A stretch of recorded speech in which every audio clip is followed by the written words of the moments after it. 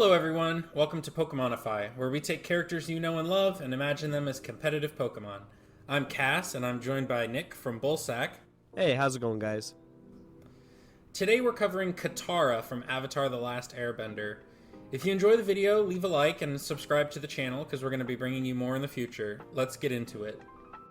In my opinion, Katara is the backbone of the main crew in Avatar. She plays like a really powerful support role. She heals people, she blocks a lot of attacks, she immobilizes tons of enemies, and she can actually dish out a lot of damage. Towards the end of the series, in my opinion, she's pretty overpowered, and she was really fun to build. So let's go over our builds. My Katara has 105 HP, 50 attack, 85 defense, 90 special attack, 90 special defense, and 115 speed. She has the ability Snow Warning, so she sets up hail when she enters battle. The item that I'm going to run on her is Light Clay, and you'll see why in a second. For moves on Katara, I have Heal Pulse, Aurora Veil, Hydro Cannon, and her signature move called Envelopment.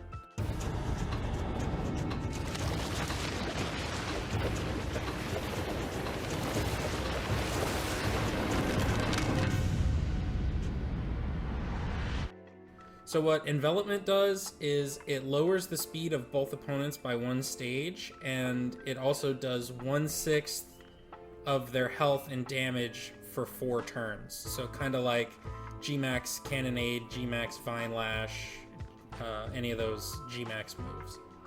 And if you switch out the Pokemon, it would just do the damage to the next Pokemon you put in. So it doesn't go away if you switch.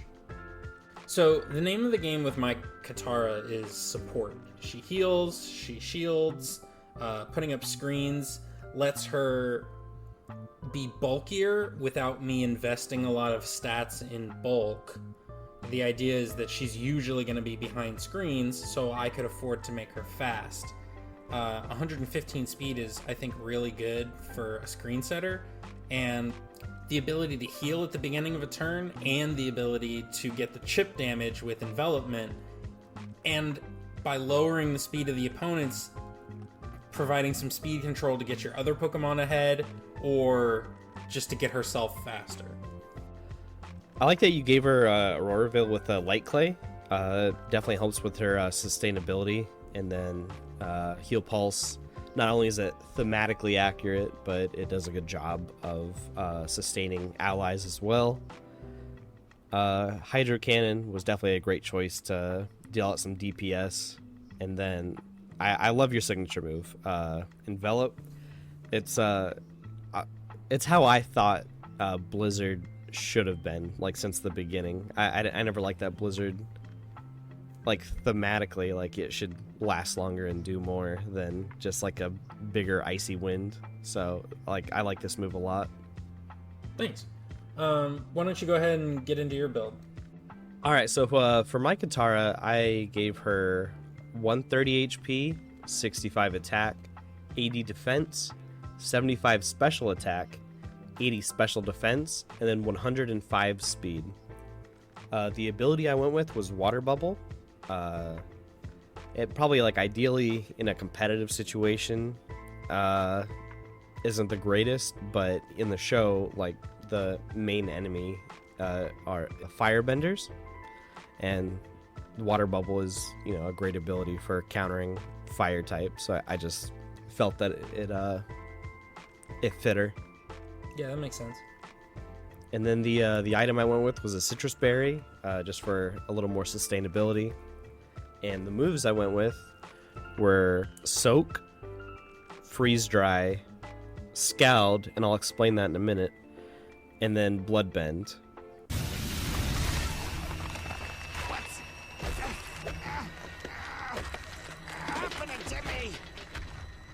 So what Bloodbend is a water type special attack fake out, essentially.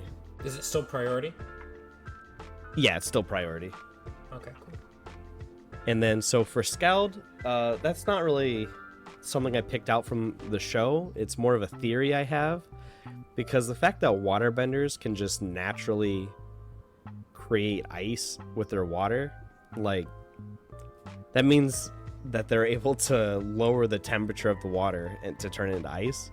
So if you think about it, there's nothing saying that they shouldn't be able to do the opposite and, like, boil the water. Makes sense. Yeah, I like that. Yeah, so Scout is a nod to my theory. It'll catch on. Why don't you tell the audience what Soak does, in case they don't know? Right. So what Soak does is it's a single target move, and the target is turned into a water type, which is good for getting rid of DPS's like stab capability, and also good for working around their new weakness. And so that's where Freeze Dry comes in. It has a good chance to freeze the opponent, and then because your target is now a water type, it would make that move super effective. Cool. That's a neat tech. I like that. Yeah, it's very niche and like gimmicky, but that's honestly like my favorite way to play is like the stuff people don't think of. Shedinja. Right. Garbage. So I pretty much have Katara built to be a staller. She starts out with a Bloodbend, which denies the target their first turn, which is, you know, always huge. There's a reason Fake Out is used so much in VGC. And then the goal from there would be to soak the target, robbing it of stab, and creating the desired vulnerability to electric and grass, as well as specifically Freeze Dry. Yeah. Freeze Dry has a 10% chance to freeze, which is huge. Like, that's just the potential to take more turns away from a Pokemon, you know? Yeah.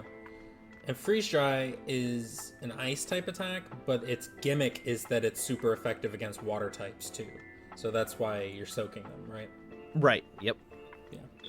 So I'll start out by saying it's good to see you make a Pokemon that's not super slow. So 105 is a good speed stat. I like that. Citrus Berry makes sense. Water Bubble, like you said, is like thematically appropriate. And you did go more gimmicky with yours than I did with mine, but I do think that's true to your kind of play style. You like that catching somebody by surprise. That makes sense. Do you want to give us your ROM hack update? Yeah, so I've been having a lot of fun throwing this ROM hack together. The update I'm going to give today is on catching shinies in the game. So I was never really like a huge fan of how traditional Pokemon did shinies. The slightly altered color palette, like it's cool, like when you find it just because it's rare, but and for some it's like barely a different color. Right, exactly. Like some, like if it wasn't for like the animation, the shiny animation, you wouldn't even know if it was shiny. Yeah. And so what I'm going for in the Pokemonify game is to make the shiny form just an entirely different appearance. Like no just altering color palettes. I guess I didn't really want to spoil how I was doing it, but you guys already know about Zuko.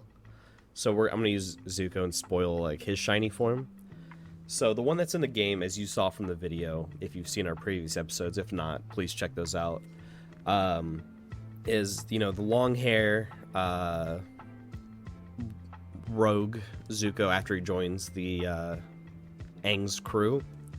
And then if you're lucky enough to come across shiny Zuko, you'll find the Zuko in his like blue spirit outfit. So it's like an entirely different sprite, entirely different like image. It genuinely feels like you like caught something unique.